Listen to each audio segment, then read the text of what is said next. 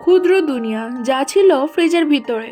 একদিন এক মহিলা ফ্রিজ খুলতে হঠাৎ ভয়ে জমে গেল, কারণ ফ্রিজের ভেতরে সে দেখলো একটা সম্পূর্ণ ক্ষুদ্র দুনিয়া। ঘন জঙ্গল, ছোট শহর, রাজপ্রাসাদ, মানুষ আর প্রাণী সবাই ব্যস্তভাবে চলাফেরা করছে। সবচেয়ে ভয়ঙ্কর বিষয়টা ছিল সময়। এই দুনিয়ায় সময় অস্বাভাবিক দ্রুত চলে। ফ্রিজের বাইরে 1 সেকেন্ড মানে ভিতরে কেটে যায় প্রায় 10 বছর। তার চোখের সামনেই এই দুনিয়া মধ্যযুগ পেরিয়ে শিল্প বিপ্লবের যুগে পৌঁছে গেল। আকাশ ছোঁয়া চিমনি, কলকারখানার ধোঁয়া, মানুষের অশেষ ব্যস্ততা, সবকিছু মুহূর্ত বদলে যেতে লাগলো। হঠাৎ সে খেয়াল করলো ভেতরের কিছু মানুষ ফ্রিজের বাইরের দিকে তাকিয়ে আছে। তারা ফিসফিস করে বলছে, ওই দুই দৈত্য আমাদের 50 বছর ধরে বাইরে থেকে দেখছে, মানে তাদের পৃথিবীর বাইরে। তাই জন্য বলা হচ্ছে তাদেরকে দৈত্য।